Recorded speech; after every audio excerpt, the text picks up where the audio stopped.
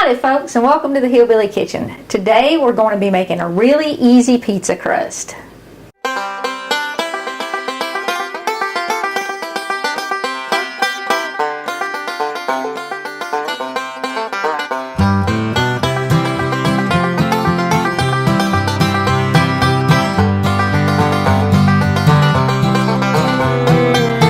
Now this pizza crust has basic ingredients and it's super easy to make, and it's pretty fast enough even for a weeknight. You need about 2 or 2.5 cups of all-purpose flour, or bread flour will also work. You need a teaspoon of salt, a tablespoon of sugar, a tablespoon of yeast, and a tablespoon of oil, and a cup of warm water. Now, you want your water about 100 degrees, 101 degrees if you have a thermometer in it. About 30 seconds in my microwave is perfect, and I test it with my pinky. So the first thing we're going to do is we're going to add our yeast to our water, and we're also going to put our sugar in there. And what this does is it lets our yeast proof, and our sugar will give our yeast something to eat. And just kind of give that a little bit of a stir. And I really should have put that in a bigger cup because that's going to foam up pretty quick if your yeast is good. Now we're going to put our salt in our flour, and we'll add our oil and our yeast and sugar to the flour at the same time. You can buy a lot of fancy things to make pizza at home, but all you really need is a fork and a Dollar Tree pizza pan. You can get dough dockers. These are about $5 on Amazon, and you roll this across the crust and it puts holes in it. You can get pizza peels, which is what I have over here.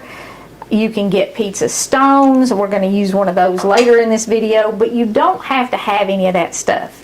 You do want to get your oven preheating to about 450 degrees if you're going to make this in the oven. Now you can see that our yeast is good. It's already starting to foam. We really don't need to let it sit any longer than that. Just kind of make sure it's dissolved, because like I said, the idea behind this crust is that it's fast. You can get pizza on the table on a weeknight. And as long as it starts foaming a little bit, you don't need to let it sit there 5 minutes. You know it's good. So dump that in your flour and go ahead and add your oil. If the folks that you're making this for like really chewy pizza crust, just add a little bit of extra oil. Because the more oil you add, the chewier your crust is. A spatula is a good option to mix this with. You can combine your flour and your water and your yeast and your oil and all that stuff fairly quick. You want to get it into a dough ball, kind of like this. And then we're going to dump it out and knead it. And I use this in my bread video, just one of these little vinyl mats that kind of keeps your dough from sticking to your countertop, makes it easier to clean up. This is the extra half a cup of flour or so I said you're going to need. I had 2 cups in here when I started, and that's what you start with, and then you just need a little extra to knead the dough.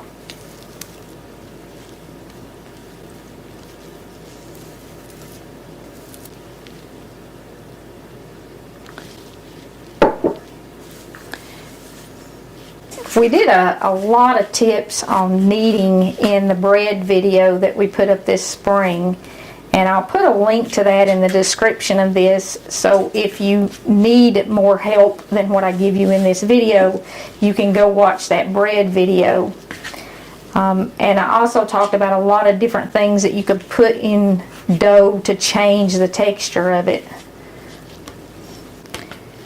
Okay, the humidity is going to affect how much flour you need in your dough.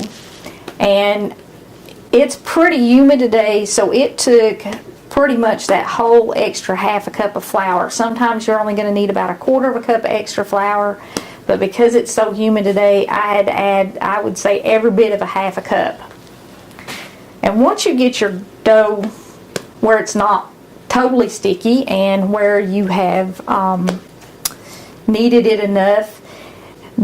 Could probably be kneaded a little bit more, but you want to knead it somewhere between 3 and 5 minutes. You want to get it elasticy, and you want to get it smooth. We're pretty smooth here. You can roll it out with a rolling pin if you want to, or you can just kind of toss it back and forth in your hands. And I can't spin them. I know there are people who can, but when I was very little, I was taught to just toss it in my hands like this. When I was very little, I tried to spin it. And because of that experience, I kind of stuck with tossing it in your hands. Now, if you're making this on a pizza pan or a pizza stone, it's a good idea to wipe it with a little bit of oil. Or you can put down a little cornmeal or even a little flour under it if you want to. But a little something on your pan to help keep it from sticking. I just wipe this with a little bit of oil. And any oil will work in this recipe. You don't have to have anything fancy. If you've got olive oil or something like that, it changes the flavor a little bit, but a tablespoon of oil and 2.5 cups of flour is not going to change it much. You could even use melted butter if you wanted to. Okay, when you get it close, go ahead and throw it down on your pan and just kind of stretch it out to fit whatever size pan you're using. And because you've got that oil, it's going to stretch out. I could have even added a little bit more flour to this. It's still kind of sticky, but this pizza dough is very forgiving. I mean, if you don't have time to knead it enough, it'll be all right. If you don't even have to let it rise. Even if the measurements are off a little bit, it'll be all right. As long as your yeast is good, you're in good shape. If you want to add one a little chewier, add a little more oil. You know, you can play with it. You can even add different spices to it. You know, you could add some Italian spices to it, or add a little cheese in the edge of the crust like some of the pizza places do. It's up to you, but this is just the basic recipe. Now at this point, you can take a fork and poke it full of holes, or you can take a dough docker. They work the same way. You do want to poke holes in it though, because we're not going to let this rise. And if you don't poke holes in it, then it's going to get bubbles in it. And you're going to have great big bubbles that will literally push your toppings off of your pizza. So just kind of cover it. It takes a little bit longer with a fork. And for $5, you might want to get one of these if you're going to make a lot of pizza. Now what you're going to do is you're going to put this in your preheated 450 degree oven for 5 minutes and let it start cooking. Because we're not letting it rise and it's pretty thick, if you just throw your toppings on it and put it in the oven, the center of the crust is not going to quite get done before your toppings burn. So put this in the oven for 5 minutes. Okay, in 5 minutes your crust is going to look like this. It will have risen quite a bit, but it's still barely started to cook. Now if you have any really big bubbles forming in it, you can poke them with a fork now and they'll fall back down, and that way all your toppings won't get pushed off your pizza. But we don't have any really big bubbles, so we're going to go ahead and put some toppings on this. You can put literally anything on a pizza you like. And we did a personal pizza video where we went over a whole bunch of toppings, and I can put a link to that in here too, just so you've got some ideas for toppings. But you can really create some masterpieces if you're making pizzas at home. And you could even divide this crust into like 4 small pizzas and put it on a cookie sheet and let everybody bake their own pizza. I'm going to put more sauce on one half of this than I do the other one, because Brett doesn't like as much sauce as I do. He literally likes his brushed on with a paintbrush. And I'm also just making pepperoni pizza, because the more stuff that you put on this, the longer it's going to take to bake. When we put this in the oven, it will probably bake in 15 minutes because I'm just putting pepperoni and cheese on it. If you load it down and you do pepperoni and cheese and maybe extra cheese, and you do a little sausage and a little ground beef and some bacon, love bacon on pizzas, and peppers and onions and mushrooms and all kinds of stuff, it's going to take 20, maybe even as long as 25 minutes to bake, because the more toppings you put, the thicker the pizza is and the longer it takes to bake it. But with just cheese and pepperoni, we're probably looking at about 15 minutes. You do want to bake this on the bottom rack of your oven. It's hotter, of course, in the bottom of the oven, and that doesn't matter what kind of oven you have, whether it's just a regular oven or a convection oven or whatever. Gas, electric, it's always hotter in the bottom of the oven because that's where the main heat source is in the oven. You can use any kind of sauce on your pizza too. Because it's just Brett and I normally use leftover spaghetti sauce when we're having pizza, because it's just the two of us and we don't eat that much sauce at one time. So that's what I do with the leftover stuff. And I'm going to put a little bit more cheese on my side than Brett likes. He doesn't like a lot of cheese or a lot of sauce.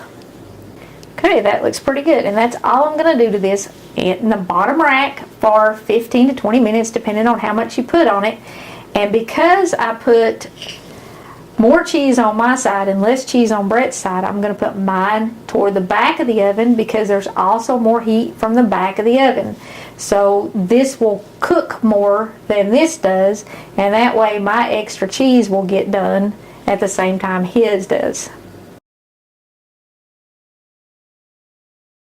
What you have after about 15 or 20 minutes in the oven, depending on how many toppings you put on it, you do want to keep an eye on it, is a hand-tossed homemade pizza that is fresh and hot, and you didn't have to pay $2.99 for extra toppings. It has everything on it you want. If you want extra cheese, you can extra cheese it exactly the way you like it.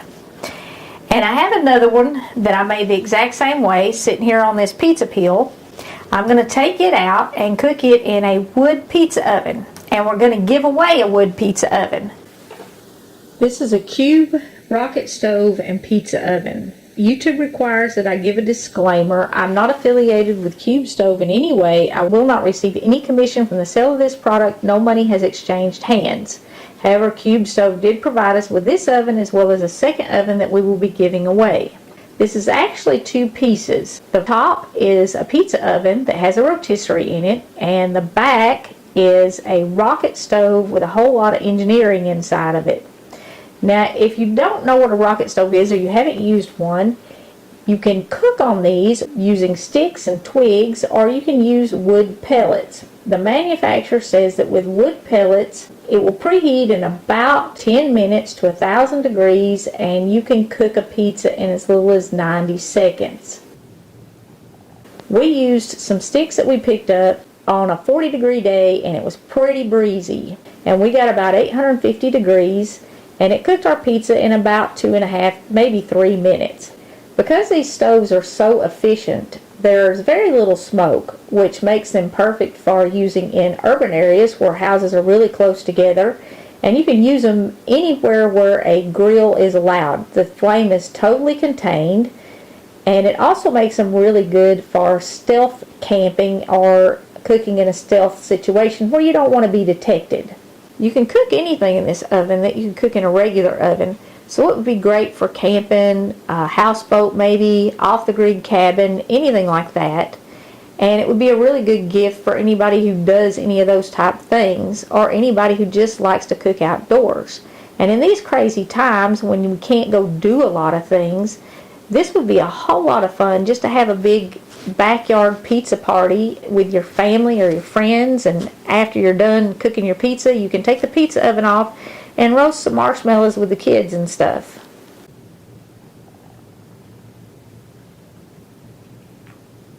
The stove itself can be rotated any direction because the pizza oven just sits on top of it. I chose to turn it sideways so that I could access the ashtray on one side and the hopper where you load the wood on the other side.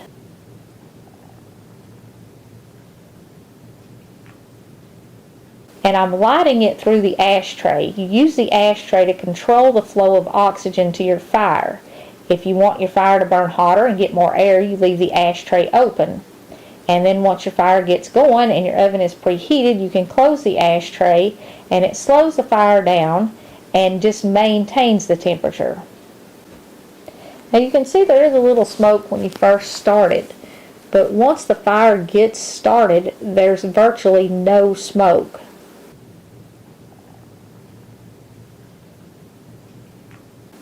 You load the wood through this hopper on the side of the stove, and you just have to break it up in small enough pieces to fit down in there. I had it loaded pretty full before I lit it, and I just put a few little napkins in the bottom and then loaded some wood in on top of it and lit it. Here you can see about 650 degrees on the thermometer. Like I said, we got it a couple hundred degrees hotter than that. And once your oven is preheated, you simply slide the pizza off the pizza peel onto the pizza stone. And because the pizza stone is preheated, it cooks your crust completely through. You rotate the pizza as it cooks, and it only took, like I said, just a couple of minutes to cook. The crust comes out absolutely perfect, cooked all the way through because the oven is preheated and the stone is preheated, and you're rotating it. We did get our pizza cooked. You now know how the Qubestove or Qube pizza oven works. You saw it come apart in two pieces. And I need to tell you how to win it because we are going to be giving this away. And what we have in the bundle that we're giving away is the pizza oven, the stove, it has the pizza stone inside, we have the pizza peel, of course the handle, and a pizza cutter. And that's what's in the package that we're giving away. It doesn't have the forks and the carrying bag and stuff like that you'll find on the internet when you go to the link if you want to purchase one of these. You need to be a subscriber, and you need to click the bell icon, and when you do, you need to look and make sure it says all and not private, because if it says private, then YouTube will decide when you get notifications. And we actually had two people who won cookbooks that we couldn't get a hold of, so we ended up giving them to different people. We can't give it to you if we can't get a hold of you, and you're going to have to watch the video, the giveaway video where we announce the winner, to know if you won or not. So click the bell, make sure it says all so you get notifications and you'll know if you won. Now, how we're going to give it away. Like the video, subscribe to the channel, make sure you're getting the notifications, and you have to leave a comment. Now you can leave up to 10 comments and start your comment with Easy Pizza Crust. If you start the comment with Easy Pizza Crust, I'll know you want to be entered in the drawing to win it. And we do this by random drawing. I could not possibly pick a winner. So we'll print off all the comments that say Easy Pizza Crust. We'll cut them up, throw them in a bucket, and draw one. Now, I was going to give this away on Thanksgiving because they are not actually releasing this until Friday, October the 30th. And we're going to put up this video on Friday, October the 30th, hopefully the day that they release this, because I told you this was a brand new product. And instead of giving it away on Thanksgiving, we're going to leave the drawing open until midnight Thursday, October the 12th. Or, I'm sorry, midnight Thursday, November the 12th, 2020. Wouldn't make any sense if it was 2 weeks ago. But you can leave your comments until midnight Thursday, November the 12th. And we're doing it November the 12th because that is the anniversary of our 100,000th subscriber. So I will actually do the drawing on November the 13th, Friday, November the 13th. And we will get that video up as soon as possible. I suspect we're going to have a lot of entries, so it might actually take me a day or even two to get all of those printed off and cut up before I can do the drawing. But we will do our best to get that video up sometime that weekend, somewhere between the 13th and the 15th of November 2020. So now you know how to win, you know how to enter, and you know when the drawing is going to be. About this stove, you know, I was fairly well pleased with it. It cooked this pizza with literally just a little handful of sticks, and it wasn't too hard to get burning. The only thing, like I said, next time I would probably take a little more time with a tinder bundle if I was using sticks. If you're using the wood pellets, you really don't have to worry about that. And I was very impressed with how little it smoked. If you were going to use this in an urban situation like I talked about, like condominiums or apartments or something, or even just really close houses,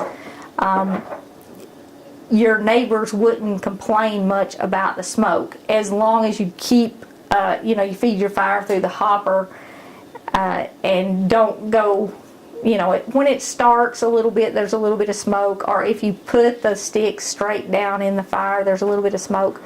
But the wood pellets are not supposed to smoke as much. So it would be very good in some kind of situation where you were trying to cook and you didn't want to make a lot of smoke, you didn't want to draw a lot of attention to yourself, because if you're careful, it doesn't smoke much at all. It's a great Christmas gift, just a nice gift for yourself. If you like to cook outdoors and you haven't tried one of these small stoves that will burn the pellets or will burn small sticks, you should really try them. They're very efficient, they're easy to use, and not a lot of smoke. So they're good for stealthy stuff. And an oven that needs absolutely no power has endless uses. So that's kind of where I'm at. I liked it. It worked good. It cooked the pizza. Didn't take much wood. And if cooking outside is something you like to do, this might be a product you would want to check out. We will have a link where you can order one of these if you want to order one. And we'll put up any more information that we find out about it. It is a brand new product, or at least the oven is. They've had the cube stoves out for a while. Thank y'all so much for joining us in the Hillbilly Kitchen. If you have not already, please don't forget to click like and subscribe before you leave. And until next time, remember to put God first.